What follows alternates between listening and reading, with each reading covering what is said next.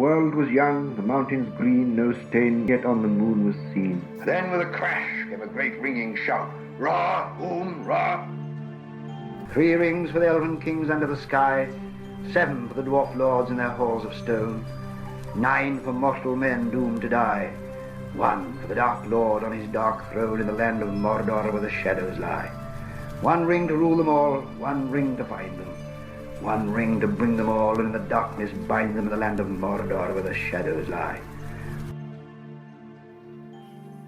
Okay, we're talking about chapter 1 of book 3 of part 2, The Two Towers. It has gotten a little unwieldy. Yeah. I think we're just going to say chapter 1 of The Two Towers. The Departure of Boromir. What a pleasant sounding title. He's just gonna he's like, okay, well, my time is over. I'm gonna go home now, and he goes home. He does depart. I mean, it did mortal strike coil, me as a joke I've told before, where that is the end. That's the punchline. He does depart this mortal coil. He hit the emergency release, and he was released from his mortal coil.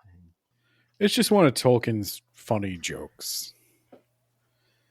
So, yeah, we're back, I guess. For most people, we're back after a long pause. But for us, we're just kind of rolling right in. It's been maybe we took a 1 week break, and now we're back. Yeah. And I guess if you're reading along with us, as I know some people actually are, and that's awesome. The one thing I would say as we go through this chapter, the thing I'm going to ask you to keep in mind is this is the first chapter in anything we have read from Tolkien on this podcast that is not from the point of view of a hobbit. What? Oh my God, you're right. This is Aragorn all the way. Before that, it was Frodo and then Bilbo. And it's not. I have heard some people talk about this. Maybe I'll try to find a link. There was a video essayist who was talking about how Tolkien juggles different perspectives. I'll try to find a link and put it in the episode. Editor Ben here. Just wanted to give a quick shout out to that video essayist I was talking about. Video essay is on YouTube. It is titled J.R.R. Tolkien is the best perspective shift writer I've ever read, by the channel First Timers. Check them out. Criminally undersubbed. But yeah, there is a noticeable difference in the tone and the way the narrator speaks, as if perhaps Frodo, who wrote this book, had to take detailed notes from Aragorn on this chapter. Aragorn said that Boromir was like, I'm totally sorry that I did that, Frodo. Frodo was the coolest hobbit ever, and I let him down. And I just want you to know, if you ever see him again, that he was a real G.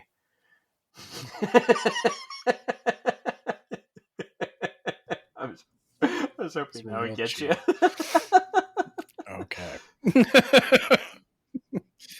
But yeah, it starts off very, very in the space of the ranger's mind. He's looking at footprints, trying to pick up tracks, but these hobbits, and when man, you're they go really light. preoccupied They're on hard to footprints, track. you're not preoccupied on the fact that there was a guy who was supposed to be with you who's not with you anymore, and he's gone. He's gonna find that out real quick. So Aragorn, for the first half of this chapter, he's very indecisive, waffling. I mean, he's super, and I think that's reflected in the narration. That's why it's interesting that it's basically from Aragorn's perspective. Tolkien doesn't really do perspectives the way like George R.R. Martin does, where it's like, this is the Sansa chapter, this is everything. I can't wait until but yeah, Faramir Martell comes into the picture, and he starts telling us about his continent down south. But yeah, he's trying to track him. He doesn't know where to go. He's he's waffling back and forth. He's like, do I run back down the trail? Do I go up to the magic chair and look around forever in all directions? He's in that chair before he even realizes that he's in that chair. His feet just take him up there. He sees hardly anything, though. A dim world, and then like a great eagle or something circling in the air far away. And I wondered if that was Gandalf. I actually looked around, and the internet is very indecisive, and I guess originally Tolkien was going to have him actually see stuff, but then he was like, that's kind of like we just had Frodo see a bunch of stuff. So he changed it to what we get in the book. I don't know how true this is, by the way. I'm just reading it from some sources I saw. And Christopher Tolkien was like, yeah, it was changed, but he doesn't know why it was changed. So. Yeah, I was going to say, I don't think there's anything about that in the letters. Well, let's write him a letter and see whatever Tolkien that's in charge. It's absolutely insane to me that like there was a point in time where you could just write Tolkien letters and he probably would answer you. Yeah, we don't get that anymore. No. I've been writing to Agatha Christie for months now. I've been tweeting aggressively at Ernest Cline for years. And he has yet to apologize for writing Ready Player One. Or Ready Player 2. A somehow worse book. But yes, and this is the last time I'm going to get to do this joke. I don't know if you've ever listened to any of the Talking About Tolkien episodes, Nate, but there's a very particular sound effect I put in every time Boromir blows the Horn of Gondor, and it is from the Toasters' "Don't Let the Bastards Grind You Down," one of the best ska songs ever written. And I actually got sad reading the chapter when the Horn of Gondor blows, and I realized this is it. That's the last time I get to do that. It's over. It's over now. Like that, I've never felt the death of Boromir so hard. All because of this podcast. All because, well, really, of the one of the very few ska jokes I get to insert. Well, Aragorn's on that chair. He hears the horn blow.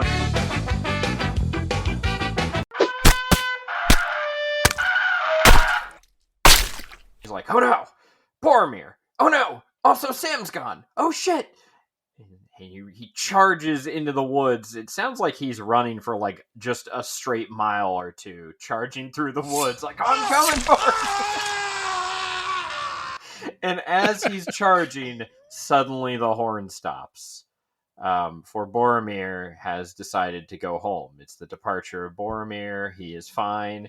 He is found sitting up against a tree, taking a little nap, as you do in the middle of the day. He's got some arrows in him, but he's Boromir. He's a big, strong man.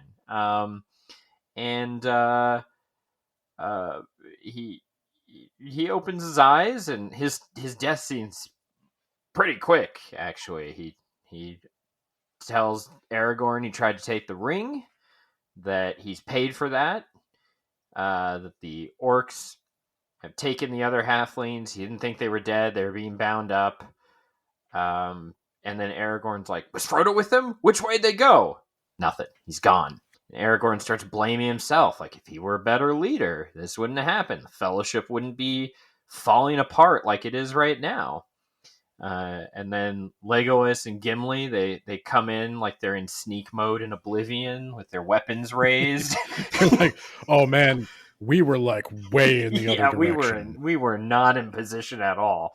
They were going around murdering orcs in the woods. Legolas has a long fucking knife because he's out of arrows from all of the murdering he's been doing. And Aragorn is like, yep, Boromir's departed. He's gone to a farm upstate where they've got puppies and there's no Dark Lord trying to take him over. And it's great. It's great. We should all be so lucky. Don't look behind me. Of course, Boromir's huge. So Well, Boromir, I mean, he looks to all appearances, he looks like he's died a hero's death. He was obviously killed by orcs after killing dozens of orcs, and these are no ordinary. Now, I guess I'm getting a little ahead of it, but like, yeah, you are. well, I'll wait then. I'll wait. So yeah, it's kind of the do we choose the East Bank or the West Bank, but now it's do we choose to follow the ring bearer or do we choose to go after our comrades who were just kidnapped by a gang of orcs? Well, they don't even at this point. They don't even know if that's the choice. I hope the others find a safer road. Strider will look after him. Okay, we can't bury Boromir. That would take forever. And we can't just like stack up stones around him. So They can't build a cairn. They can't build a mound. They can't. Yeah, I didn't want to say the word because I was going to fuck it up somehow. How So would we're you going to have put him said on it? one of those boats. We're going to put his weapon and his horn. His horn is destroyed, by the way. He can't blow. No one's blown on that ever again, I know. I'm painfully aware. Ben. So They destroyed put the his- fucking horn too. That's like it can't even blow again. Like it can't get down to Faramir, and I get to make that joke one more time. It's It's dead. gone. It's gone. They killed his horn and they also killed his sword, Ben.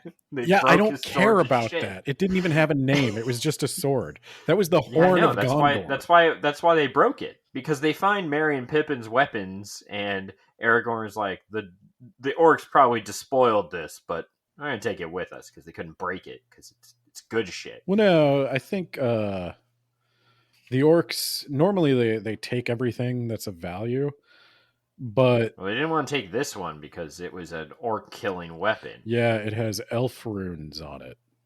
Oh no, Yeah, sorry, I'm so- reading the wrong thing. It is the work of Westerness wound about with spells for the bane of Mordor. Yeah. So they pile all of the orc weapons so that anyone who comes across Boromir's body will know he killed a literal boatload of orcs. And we're going to send him down the falls like a boss. And then they talk about how that's kind of weird. Yeah, there are orcs from Mordor. There's some orcs up from the mountains. Then there's these other orcs who have like bows made of yew, and they're not using curved swords. They're using straight swords, and there's instead of the red eye as their emblem, there's a white S on a field of black. Gimli's like, yeah, S is for Sauron, but no, Ben, S is also for Saruman. Gimli's glad Tolkien confused by that realized. too. Yeah, I'm glad Tolkien realized that as a kid I was confused as to who is who. Also, Sauron apparently doesn't permit his name to be like spoken or spelled or something. Like, no, wow, okay. you. Well, yeah. So by speaking his name a lot, we piss him off. I think there's a handful of things going on there. I think you could say that maybe there's the whole idea of like magic. There's power in a name, like knowing the names of angels or demons. It gives you some kind of power over them. That strikes me as a little occult for Tolkien, though Sauron is kind of a demon, so maybe that's the case. But also, who is of high enough station to call Sauron by name? I think there's a little bit of that too. Like, you don't walk up to Aragorn. King Henry and say, "Hi, Henry." You say, "My liege," or "Your Highness," or whatever. Sup, wife killer? How you doing? Killed any wives recently? No, I think he I get you. yeah, he's enforcing a certain status. So then Aragorn and Legolas give Boromir a bitching funeral duet. Yeah, yeah, there is They sing about the north wind and the west wind and the south wind, And then at the end, Gimli's like, well, I don't want to join in on that song. You left the East Wind for me, but I'm not gonna talk about it. And Legolas is like, well, that's good. We didn't even want you joining on the song. The East Wind's a shitty wind to Gondorians because that's where Sauron is. Aragorn says that is as it should be. In Minas Tirith, they endure the East Wind, but they do not ask for its tidings. The song is, to give you the gist. And then Gimli should have been like, well, then maybe you should have given me one of the other winds because I'm kind of feeling left out now that you guys sung a duet. You could have jumped in at any time, Gimli. These things just happen. You never know when a song is going to burst out. They do just happen. And it's going to go on for like 2 pages. So you know what? You had ample opportunity to bust in. When I was doing the North Wind, you could have... You had like South or West. You could have picked one, and you didn't. And then when you saw Legolas took the next one, the decision was pretty much made for you, and you still didn't jump in. I had to do that verse by myself, Gimli. You didn't even intend to practice, okay? Your choreography shit. I assume that's an elf thing. That's why Legolas and Aragorn both do it. But Gimli, he doesn't hang out singing those songs on the fly. His songs are Chad songs about his ancestors. I think this is a manly man Chad song. I mean, yeah, but they're not about dwarves. So no, it's not about a dwarf. The gist of the song is essentially they sing about the wind and different people hearing the wind coming from different directions and asking, hey, wind, have you heard anything about that Boromir? He was awesome. And then all of a sudden I stopped hearing things about him. And the wind is always like, yeah, he's dead. It's more poetic than that. You should probably read the book. And also, they broke his horn, too. It was really fucked up, actually. They didn't even have to break it. He was already dead. If I had the talent to do like one of those Jordan Peele slowed down minor key versions of a song, then you would hear the saddest rendition of the Toasters' Don't Let the Bastards Grind You Down right now. I can't do that. I don't have that skill, but imagine it. All of you imagine it. So this is also where Aragorn decides to solve puzzles and riddles, Ben. You're all caught up in that Chad energy. He's solving. Shy, I got to tell you this one. He just said solving puzzles and rizzles. Yeah. I would have gone with pizzles and rizzles. Pizzles and rizzles? Pizzles and rizzles. My dog. Okay. So he correctly deduces that Sam guessed Frodo's true intention, came back down, saw that Frodo was taking his boat out, then came back to shore so that Sam could grab his pack because Sam's pack is gone.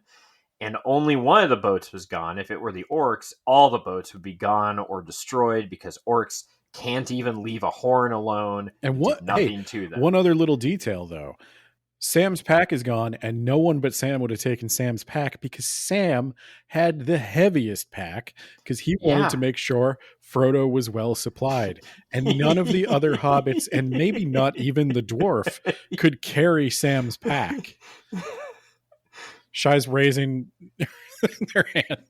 It's like that meme said, Sam is the only one here who's a working man. His package? Yes. It's pack, but I know where you're going with this. Everyone here is either minor nobility or actual nobility, except for Sam. Sam's the working man. He's got to carry the big pack. Hey, he's even... You got to prop up all of society, Sam. Gimli, We're counting on you. I hate to break it to you, Gimli, but before we got here, Sam improv'd a whole ass song on the fly. Like you're minor nobility. Sam's a gardener. He's rocking it. Poetry is a noble's art because nobody else has time for it. So, yeah, I learned that from the Gokumon Island. Oh yeah, a lot of haiku. When you've gotten wealthy enough that you can support an entire island's economy, haiku is the only way for you at that point. It is actually the same. Like the samurai got really into poetry, the knights got really into poetry. It's It's a rich man's game. Yeah. So Aragorn finally becomes decisive at the very end. After he solves this puzzle, and importantly does not snitch on Boromir trying to take the ring. He's just like, well, I don't know exactly why Frodo decided to leave, other than he didn't want to lead us into death. And Gimli's like, but why would he make such a choice? Why would he leave everybody behind? And Legolas is like, well, maybe all the orcs came after him and he had to flee. And Aragorn's like, oh, he fled all right. I'll read this one. He fled, certainly, but not, I think, from orcs. What he thought was the cause of Frodo's sudden resolve and flight, Aragorn did not say. These last words of Boromir he long kept secret until he told Frodo, and it was published in this book. Well, hopefully Gimli and Legolas did not read this book. They probably didn't, to be honest. There you go. Though I bet they all got drunk in Valinor one night, and Frodo was like, yeah, he tried to take the fucking ring from me.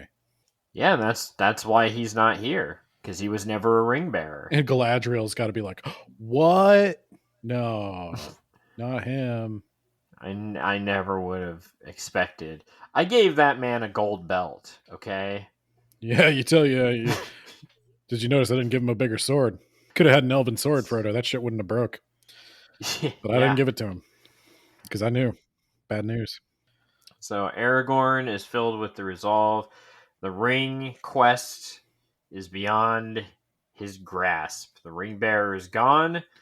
We can't abandon our comrades to the orcs. We're going to go after Merry and Pippin. Get your shit. We're going to... You know how I just ran 2 miles to try and fight orcs that already retreated and all I found was Boromir? We're going to do that, but for even longer. So I hope you are ready to charge wildly over the plains. Fuck yeah. And they set off. They finally decided, an entire book later, they have decided on which bank they're going to go on. There's a couple of things for this. I think the biggest one is from like a history myth perspective. The biggest thing is obviously Boromir's funeral.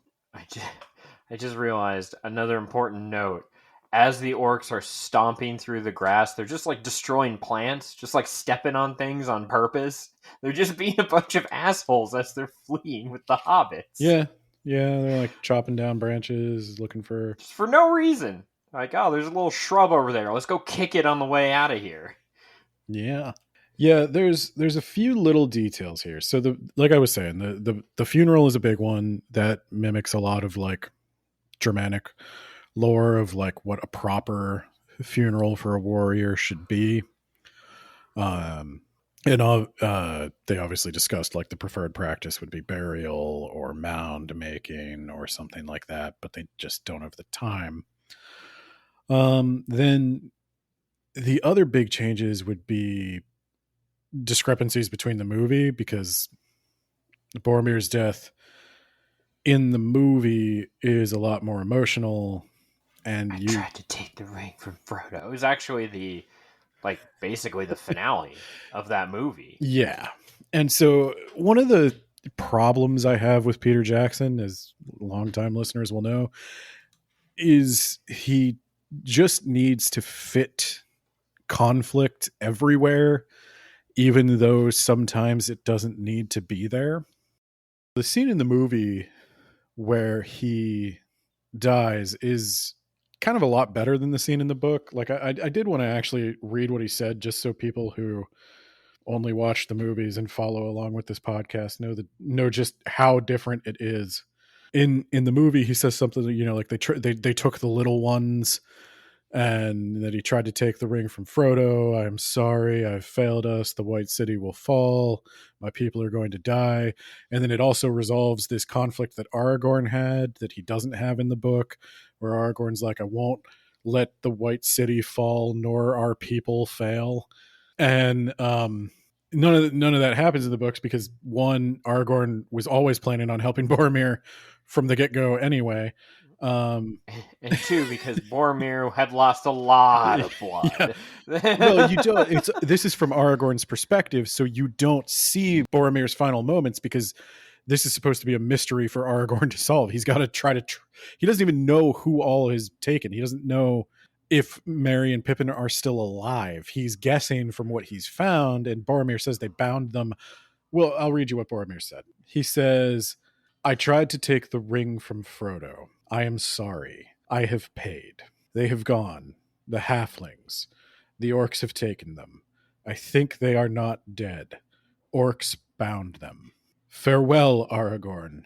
Go to Minas Tirith and save my people. I have failed." And then Aragorn says, "No, you have conquered. Few have gained such victory. Be at peace. Minas Tirith shall not fall." Boromir smiles and dies. So he tells him, he's like, "I don't think they're dead." Let me add something. Sure. He smiles, then he hops on the train to the farm upstate. Yeah. Okay. Just so we're clear, he departed. So in the book, Aragorn does have a conflict that does not exist in the movie, because in the movie, the plan was that they're all going to Mordor. That is not the plan in the book. So Aragorn's conflict is what he says here is, "Vain was Gandalf's trust in me. What shall I do now? Boromir has laid it on me to go to Minas Tirith, and my heart desires it. But where are the ring and the ring bearer? How shall I find them and save the quest from disaster?" And ultimately, it's kind of painted as a noble act from Frodo to spare Aragorn this choice, to make the choice for him. That, you know how awesome that would be if someone else would just do the hardest thing I ever had to do for me. Well, it adds a dimension to Frodo's character that is kind of not there in the movies. And that's where I'm like, yeah, the ending scene with Boromir in the movies is actually really good and really emotional. And it's, I think it redeems Boromir for trying to take the ring a lot better than the book, even though they're kind of trying to do the same thing. I think Boromir deserved a little bit better in the book. At the same time, Frodo deserved a lot better in the movie. Oh, yeah, for sure. Because Frodo really is like, Aragorn's sitting here going like, "Oh, I've got this little guy that has the weight of the world on his shoulders, and he's in way over his head. I know he's in way over his head. I helped him get here. And my mentor, one of the, the wisest of the Maiar, basically entrusted me to lead this company if he should fall." And why is this at the Maiar? But Saruman's still around, Ben. Yeah, he's getting rapidly less wise, though. We're going to find out. Did you see that cloak, Ben? I don't think a wise man doesn't wear a cloak. He's like wise that, at a lot of things, but he's not as wise as he thinks he is. He's big on theory. Practical application eludes him somewhat. But yeah, so Frodo's basically saying like, "Look, Aragorn, I'm gonna take this burden off your shoulders. Go do what you were planning to do. I got this." And ultimately he knows Aragorn's not going to let him do that, so he just takes it out of his hands. Meaning, like in the books, Frodo is like a saint. In the movies, he's a crying, whiny baby. He's a child. And yeah. I don't mean to say I don't mean that in like a toxic masculine way, and that like everybody cries all the time, and I do. You better believe Aragorn kissed Boromir, I think, on the mouth. So it's not a toxic masculinity thing. That's how they did it. That's how they did the kiss of life back in the good old days. No, I got no problem with men crying. I got no problem with male affection. It's just that Frodo is constantly in crisis at every stage of the movie, and in the book, he's actually putting on quite a brave face and doing it to relieve the emotional strain on other people. He's not just putting it all on Sam the way he does in the movies. So that's a big change. And then I think the other thing, the movies do decent job with this. I don't think they know at this point that these are Uruk-hai. No, but they suspect They know something is off. They know that Saruman. I think the way they talk about the armaments of the orcs, and this is something that's going to go to Saruman's character a little bit. These are, let's see here. I'm going to read this quote just because I think it's a good example of foreshadowing. So because you don't get to see the battle with the orcs, Aragorn doesn't fight the orcs really. Legolas and Gimli maybe deal with a small subset. We only have this foreshadowing that something's wrong. Something's even more wrong than it was before. Their gear is not after the manner of orcs at all. There were 4 goblin soldiers of great stature. Now, it's going to get a little racist. I'm going to apologize for this. Swart, slant-eyed, with thick legs and large hands, they were armed with short, broad-bladed swords, not with the curved scimitars that were usual with orcs. They had bows of yew, in length and shape like the bows of men. Upon their shield was a strange device, a small white hand in the center of a black field. On the front of their iron helms was set an S rune, wrought from some white metal.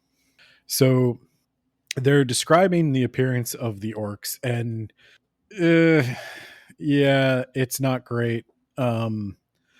I don't think I don't know what Tolkien's going for there exactly. I'm guessing it's a little bit of not great stereotyping, maybe.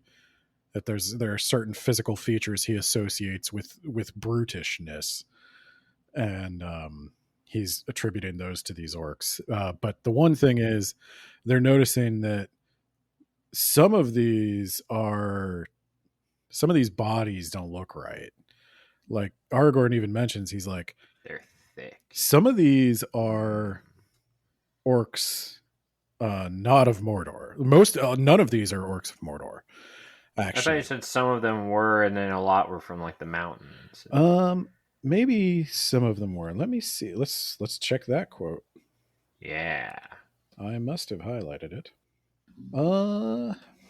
Sauron does not use elf runes, neither does he use his right name, nor permit it to be spelt or spoken, and he does not use white. The orcs in the service of Barad-dûr use the sign of the red eye. There is evil afoot in Isengard, and the west is no longer safe. It is as Gandalf feared. By some means the traitor Saruman has had news of our journey. It is likely, too, that he knows of Gandalf's fall. Pursuers from Moria may have escaped. Was that the eagle that he saw getting Gandalf? In his, the timing would be right. Okay. Saruman has ways of learning. I'm trying to see. Here it goes. Here lie many that are not folk of Mordor. Some are from north of the Misty Mountains, if I know anything of orcs and their kinds. And here are others strange to me. Oh, so are none of them from Mordor? I think that they link up later, don't they? And then it's tough. So Saruman, they want to take the orcs, or they want to take the hobbits east, and they're like, fuck you, Sauron for life. I cannot remember if that happens in the books.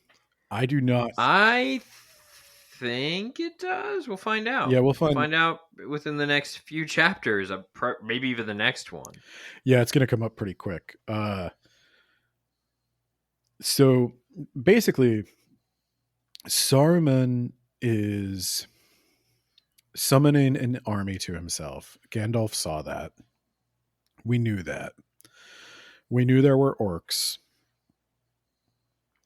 Frodo saw that on the chair. Everywhere. They're everywhere. And Saruman's orcs, we will find out, are, and unfortunately Tolkien uses the word breed. They're of a different breed.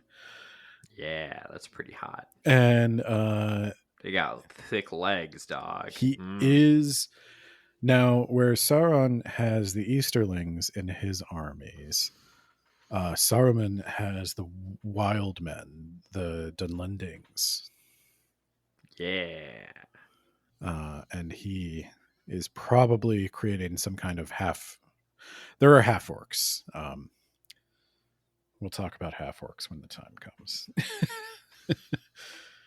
If you subscribe to our Patreon, we did an episode. They don't have half orcs in D&D anymore. Or half elves. Yeah, and when you realize though where half orcs come from, you'll realize why they. Yeah, I'm okay with that, Why but they like, get rid come of on, don't take half elves away from me, man. Come on, Elrond. What are we doing? Aragorn also. I mean, he's like. He gets to hook up with a hot elf. Okay, his kid's a half elf. Yeah. But he's not. Yeah. Aragorn's like 0.000. Well, how much elf do you need to be? He's not getting immune to that diseases? scholarship. I can tell you that. No. That scholarship being a ride west to the Foreverlands. Yeah. No. Yeah. So yeah, that's a big difference from the movie. It's the end of the movie. It's the opening of the second book. And we'll see, can Aragorn catch up to these orcs, and can he save Merry and Pippin? The answer might surprise you, but no, actually, he does not save Merry and Pippin. I'm going to say also one thing. I think most people, we've talked about this a lot, as we go on in the Two Towers. We have so far been pointing out differences between the book and the movie. There is going to come a point where that's just not worth doing anymore, because the movie diverges. It's going to diverge pretty so hard. far from the book that it's almost not worth talking about, like a comparison, because they're just two entirely different things. But we'll see what we do when we get there. You were talking about maybe doing some Patreon bonuses where we specifically just like, instead of tackling it from the book perspective, we actually tackle from the movie perspective, and then we'll see. Yeah. So if you're really interested in that comparison, we may have some bonus content on the Patreon coming for this book that will tackle that subject, and it'll be available at all tiers, I think, because most of the talking about Tolkien stuff is. So. Yeah, I mean, no one's even at the lowest tier. Anyway, I want somebody at the lowest tier, not somebody who's already at a higher tier. Don't lower your tier. Yeah, if anything, increase your tier. So tier. We can, yeah. But if you're free, increase to 2. There you go. Yeah. This book is technically imported. We can barely afford the tariff on these now. All right. Well, that's it. That's going to be the first one of the Two Towers. I'm excited. Yeah. You're going to have fun. We're going to get to talk about all kinds of military movements. Yeah. What news from the north, O mighty wind, you bring to me today? What news of Boromir the Bold? For he is long away. Beneath Amon Hen I heard his cry, there many foes he fought. His cloven shield, his broken sword they to the water brought. His head so proud, his face so fair, his limbs they laid to rest. And Rauros, golden Rauros falls, bore him upon his breast. O Boromir, the tower of God shall ever northward gaze. To Rauros, golden Rauros falls, till the end of days.